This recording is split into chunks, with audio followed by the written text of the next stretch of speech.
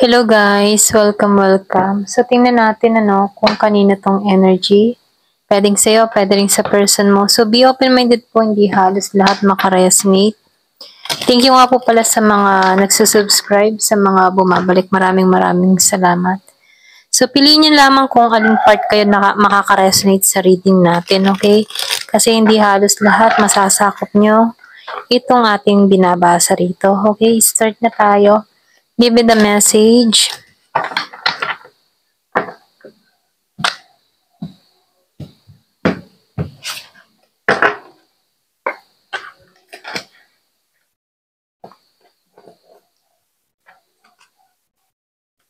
So, meron ditong Pisces, Cancer, Scorpio, merong Ace. So, meron akong nakikitang tao dito na merong kahilingan na kung saan may fulfillment. Yung iba sa inyo, meron dito makakapag-travel, meron ding magme-message sa'yo, meron papasok na communication sa'yo, pwedeng meron ditong tao na bigla na lang tatawag or magme-mensahe sa'yo. Ito lang nakikita ko. So, yung iba sa inyo, mahabang panahon ka din nag-suffer or meron kang mga pinagdaanan sa nakaraan. So, meron akong nakikitang tao na feeling stuck pa rin sa sitwasyon. So, ito na yung time for releasing at isurrender mo na ang lahat kung meron kang mga pinagdadaanan dito. Para nang sa ganun, makita mo muli yung sarili mo at para mabuo mo muli yung sarili mo. Okay? So, dito, sinasabihan ka dito, ang paglaya ang kailangan para maalisan to kung meron ka mga pinagdadaanan. So, dito, nakikitaan ko dito, meron ditong tao na natutukso or pwede rin meron tumutukso. Okay? Nag-start to ng spring. So, nakikitaan ko din dito, meron dito tukso palapit. Tuksong palapit dun sa iba. At ito yung kumaga susubukin ka dito. Ito lang yung nakikita ko. Meron ditong taong susubukin kung hanggang saan yung katatagan niya para iwasan tong tuksong ito. Kaya lang itong tuksong ito, mapanlin lang, okay? Pwedeng mahilig tong, yung matipong mahilig tong mandaya or pwede rin mabulaklak kandila. Pwede ka nitong maloko rito, okay? Yung iba sa inyo, no? So, pwedeng meron kang nakakausap na bago, kaya lang meron tong mga lihim or meron tong pandaraya rito. So, nakikitaan ko dito yung iba sa inyo, bibigyan ka ng chance para sa pagbabago, para tumahak ng panibagong landas or panibagong direksyon. Kumbaga yung iba sa inyo, meron ditong aalis or pwede rin handa ka ng alisan yung mga mabibigat na pinagdadaanan mo dito. So, nafe-feel ko dito yung iba sa inyo, meron ditong travel or pwede rin meron paglipat ng lugar, okay? Pwedeng paglipat ng apartment or lugar or pwedeng pangingibang bansa. So, meron akong nakikitang tao dito na natatakot, merong takot na nararamdaman, okay? Pwedeng anino ng nakaraan or pwede rin merong trauma sa nakaraan. Ito lang yung mensahe. So, dito sinasabihan ka dito, kailangan paglabanan yung takot na nararamdaman mo. Hindi ka na nito kayang sakupin pa, okay? Kumbaga yung takot na yan ay nakapaloob lang sa alaala o memory na kung saan nabubuo ito, na kung saan doon nag-start yung takot na yung nararamdaman. Kumbaga sinasabihan ka dito, ito na yung time para pakawalan yung mga negatibong emotion, yung mga masasakit na pinagdaanan or pwede rin sabihin na kailangan magkaroon ka ng limitasyon at maging aware ka din sa mga iniisip mo. Okay? Kasi dito, nakikitaan ko dito, makakalaya ka dito. Magkakaroon ka ng kaalaman sa sitwasyon mo. Kasi nakikitaan ko dito, ibabalik sa'yo muli yung tapang at katatagan mo dito. Tulad nitong feminine energy. So, nafe-feel ko dito na yung iba sa inyo, meron ditong paglago na mangyayari, summer, or pwede rin meron nangyari sa inyo nitong summer. Ramdam mo dito yung pagbabago sa'yo or pwede rin meron kang mga binago sa sarili mo. So, nakikitaan ko dito, very guarding or guarded, okay? Baga masyado kang nag-iingat sa sarili mo or pwede rin merong tao dito na panoprotektahan yung kanyang sarili, okay? Kumbaga, hindi pa to handa sa yung mga makipag-ugnayan sa iba. Kumbaga, andun yung pag-iingat or pwede rin nagkaroon ng trust issue tong taong ito. Pero ganun pa man, nakikitaan ko dito yung kontrata dun sa iba sa inyo. Kumbaga, nakikitaan ko dito merong natapos or pwede rin merong kang bagong kontrata na natatanggapin. Yung iba sa inyo, no, pwedeng meron ka ng inalisan, meron ka ng tinanggalan, meron nung nakikitang papasok na bagong kontrata, bagong karera, or pwede rin bagong commitment, okay? Ayan. So, meron nung nakikitang Leo, Aries, and Sagittarius. So, dito, no, nakikitaan ko dito, ginagabayan ka sa tamang landas.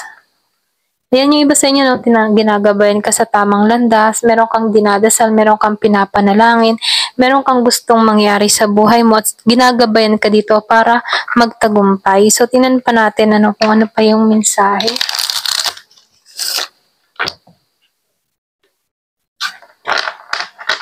Give me the message.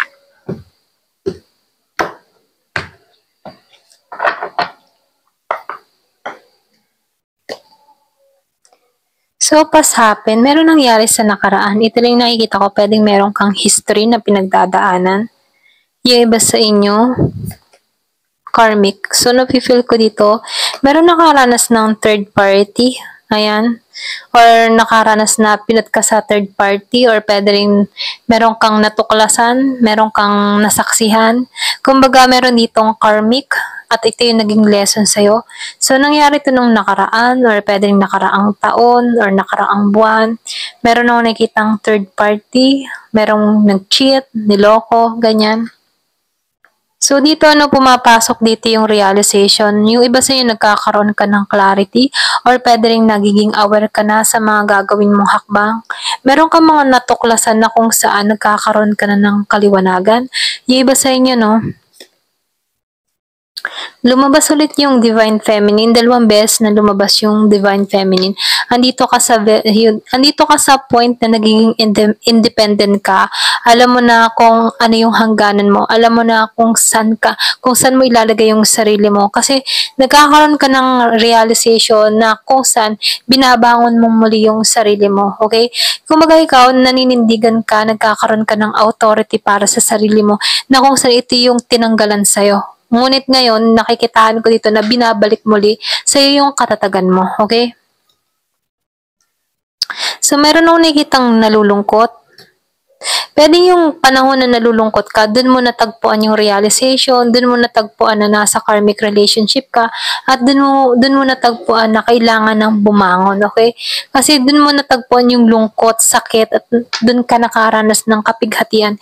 Kaya dito may pagbangon kang ginagawa para sa sarili mo. So, yung iba sa inyo, malaking tulong yung ginagawa mong journal. Pwedeng meron kang mga sinusulat. Pwedeng yung mga nararamdaman mo, sinusulat mo, or pwede rin after mo maisulat, dun mo binubuhos yung emotion mo at sinusunog ito, or pwede rin sabihin, meron kang mga diary na kung saan sinusulat mo, nagkikip ka ng notes doon, okay? So, nakikita ko dito, yung iba sa inyo, meron kang mga sinusulat about sa mga nangyari at dun ka nagkakaroon ng kagaanan ng loob, okay? So, meron ditong kanta. Yung iba sa inyo, meron kang napapanaginipan, kanta, or pwede rin sabihin na meron ditong mga awitin na nagpapaalala sa'yo sa isang tao. So, nakikitaan ko dito may naghihiganti. Or pwede rin sabihin meron ditong tao na nagsalita na pagbabayaran niya rin ng lahat. Ganon, ng ginawa niya sa akin. Ganon. So, ito rin na-feel ko, kumaga ito na lang yung revenge mo. Pagsisisihan niya rin lahat ng mga ginawa niya. Naniniwala ka sa karma. Ganon. So, meron ditong intervention, So, na-feel ko dito, meron ditong tao na involved sa inyong dalawa, okay? Or pwede rin meron ditong tao na tumulong sa'yo para maka-rescue ka sa sitwasyon mo. Nagkaroon ka ng kaliwanagan. Or pwede rin meron ditong tao na nag-advise sa'yo kung bakit natatauhan ka dito. Ganyan. So, andun pa rin yung desire. Doon sa iba, andun pa rin yung desire, okay? Pwede nga ba sa'yo meron kang kadiling dito na may kahiligan or pwede rin sabihin may addiction? Pero nakikitaan ko dito, yung iba sa inyo, merong commitment na parating, pang long term na. So, andito ka sa moment na naranasan mong lahat, pinatibay ka ng panahon dahil meron ditong Divine Feminine na kung saan merong bagong commitment na papasok sa'yo. Okay? Kaya lang dito, no, the more na meron ng pagbabago na nangyayari sa'yo or pwede rin yung iba sa'yo, meron kang nakakausap na bago, dun papasok to, itong negotiator. Pwedeng meron ditong tao na galing sa nakaraan na magbabalik at magmamakaawa sa'yo. Okay? Pwedeng merong ditong gumulo dun sa iba sa inyo. Merong chain, or pwede rin meron sumpa, or pwede rin meron nagpapabigat ng kalooban mo dun sa iba. So, meron ditong blockage, merong kinat, or pwede rin merong ghosted na nangyari. So, nakikitaan ko dito, no, very adventure yung nangyari sa'yo. Para kang nasa roller coaster na kung saan andun yung bigat, andun lahat, andun mo na-experience lahat ng problema mula sa taong ito. Ayan. So, tingnan pa natin. Give me the message. Ano pa yung mensahe?